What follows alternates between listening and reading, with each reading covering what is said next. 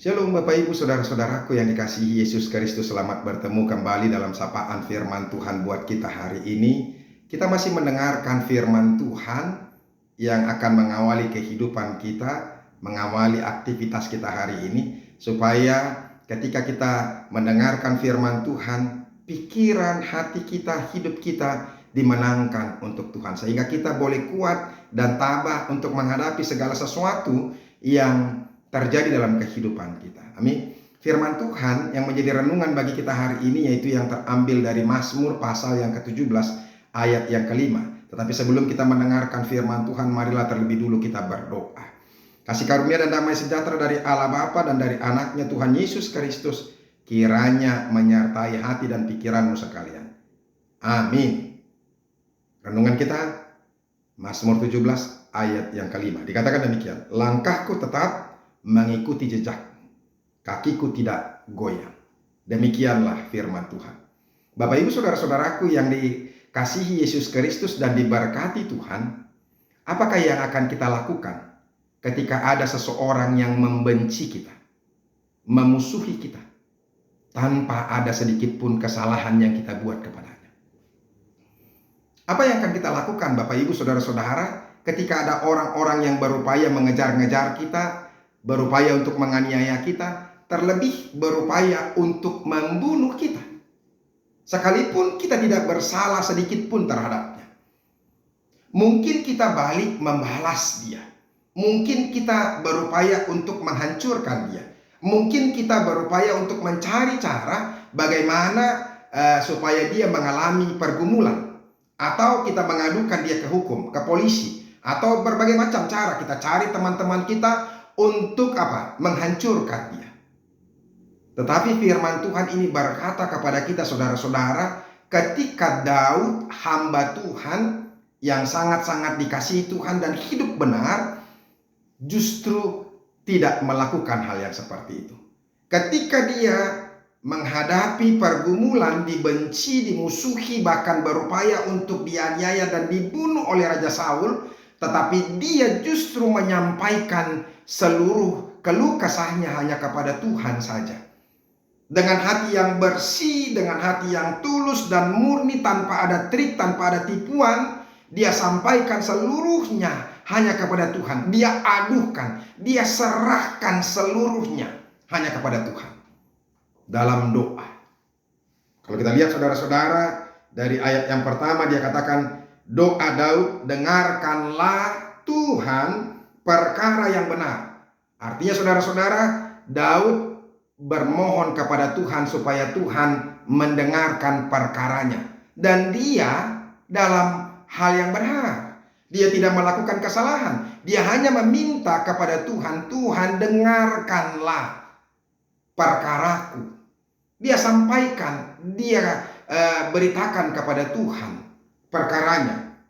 Perhatikanlah seruanku, berilah telinga akan doaku, dan bibir yang tidak menipu. Daud meminta kepada Tuhan supaya Tuhan mendengarkan seruannya, memberikan telinganya untuk mendengar keluh kesahnya. Dia sampaikan semuanya kepada Tuhan. Dia melimpahkan, bercengkrama kepada Tuhan dengan apa yang dia alami, pergumulan-pergumulan yang dia alami. Ini yang menarik Bapak Ibu Saudara-saudara. Dia mengalami kesesakan, dia mengalami pergumulan, dia dikejar-kejar, bahkan berupaya untuk dianiaya atau dibunuh, tapi sedikit pun dia tidak berpikir dengan cara duniawi untuk membalaskan, untuk mencari teman, untuk berupaya mencari cara bagaimana supaya orang yang memusuhi dia mengalami celaka atau sebagainya. Tapi hanya berdoa kepada Tuhan. Ini yang luar biasa dan ini yang perlu ditiru kepada setiap orang-orang yang percaya. Kalau orang membalaskan kejahatan yang dilakukan oleh orang lain kepada kita, yaitu kita sama saja dengan mereka. Ya, kita tetap juga adalah orang yang jahat. Kita tetap juga adalah orang yang tidak dikenan oleh Tuhan. Ketika ada orang yang berupaya untuk membunuh kita, maka dia kita bunuh, berarti cara kita itu adalah cara yang duniawi. Dan saudara-saudara, ini yang luar biasa. dengan situasi yang seperti ini, dia mau menyerahkan hidupnya karena dia percaya bahwa ketika Tuhan menyertai, menolong dia dalam setiap pergumulannya, maka dia bisa selamat. Bapak Ibu saudara-saudaraku yang dikasihi Yesus Kristus, Yesus juga dalam hidupnya ketika dia dibenci oleh orang-orang Yahudi, orang-orang Farisi, ahli-ahli Taurat, orang-orang Saduki, dia tidak berupaya untuk apa? Membalaskan. Dia tidak peduli, bahkan dia terus memberitakan firman Tuhan, dia terus mengajar, bahkan dia memberikan tanda mujizat, menyembuhkan orang-orang, ya, sedikit pun. Itulah tandanya bahwa memang Tuhan kita itu adalah Tuhan yang penuh dengan kasih. Dia mau mengalahkan dosa-dosa itu dengan kasih. Ini yang luar biasa, dan ini yang harus ditiru, dilakukan oleh orang-orang yang percaya. Apa yang dilakukan oleh Daud ini, dia meyakini sama seperti Yesus melakukan pekerjaannya. Dia tidak peduli bahwa hidupnya sudah terancam, tapi dia tahu bahwa Tuhan tidak akan pernah membiarkan dia diperlakukan tanpa apa? Ada pertolongan Tuhan. Diperlakukan dengan tidak baik tanpa ada pertolongan Tuhan. Tuhan akan melepaskan dia. Ini yang menjadi apa namanya?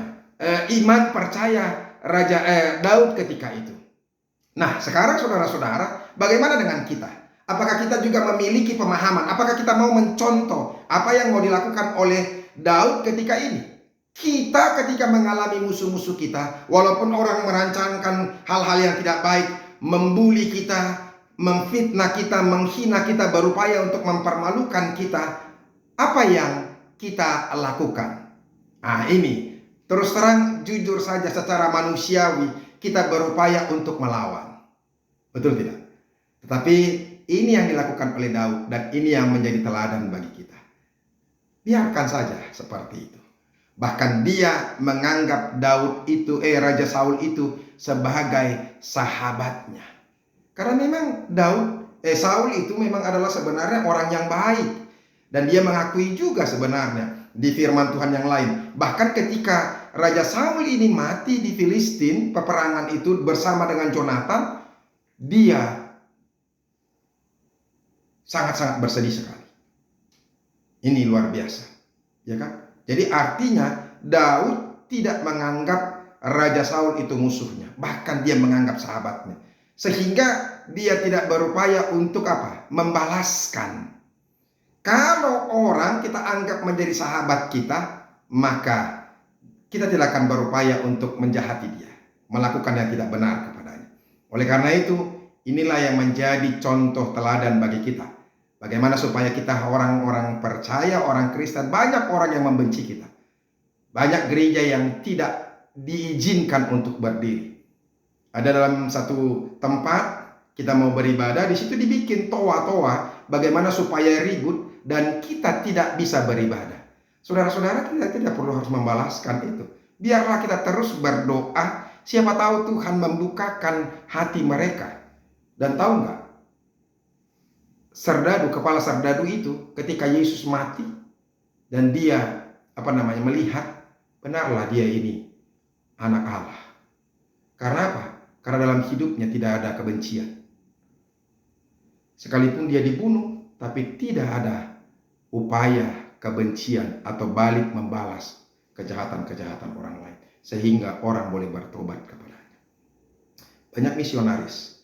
Dulu ada cerita tentang misionaris yang dari Belanda atau dari mana, ya kan? Mereka itu diperlengkapi dengan senjata. Satu daerah itu membenci misionaris itu, dia dikejar-kejar. Dan ketika itu sebenarnya dia bisa membunuh orang yang membenci dia itu. Tapi justru dia tidak memakai senjatanya, tetapi dia membiarkan dirinya untuk dibunuh. Dan ketika itulah banyak orang-orang yang percaya kepada mereka, karena melihat bahwa memang misionaris ini hidup dalam kasih Tuhan. Bapak Ibu saudara-saudara, kita perlu menyelamatkan orang lain dengan memberikan kasih kita kepadanya. Semoga kita dikuatkan Tuhan untuk melakukan apa yang Tuhan inginkan dalam hidup kita. Mari kita berdoa. Terima kasih Tuhan untuk firman-Mu. Sekali lagi kami mau diingatkan supaya kami terus hanya mengandalkan Tuhan, menyerahkan segala sesuatu, baik itu pergumulan-pergumulan yang berat, hanya ke dalam tangan Tuhan. Kami harus yakin dan percaya bahwa pertolongan Tuhan, penyertaan Tuhan terus terhadap kami. Dan Engkau tidak akan pernah membiarkan kami diperlakukan dengan tidak baik tanpa pertolongan Tuhan. Terima kasih Yesus. Dalam nama-Mu kami berdoa dan bersyukur. Amin. Bapak Ibu saudara-saudara, kita sudah dengarkan firman Tuhan. Mari tinggal dalam kasih dan iman percaya kepada Tuhan. Serahkan hidupmu kepada Tuhan saja. Besok kita ketemu.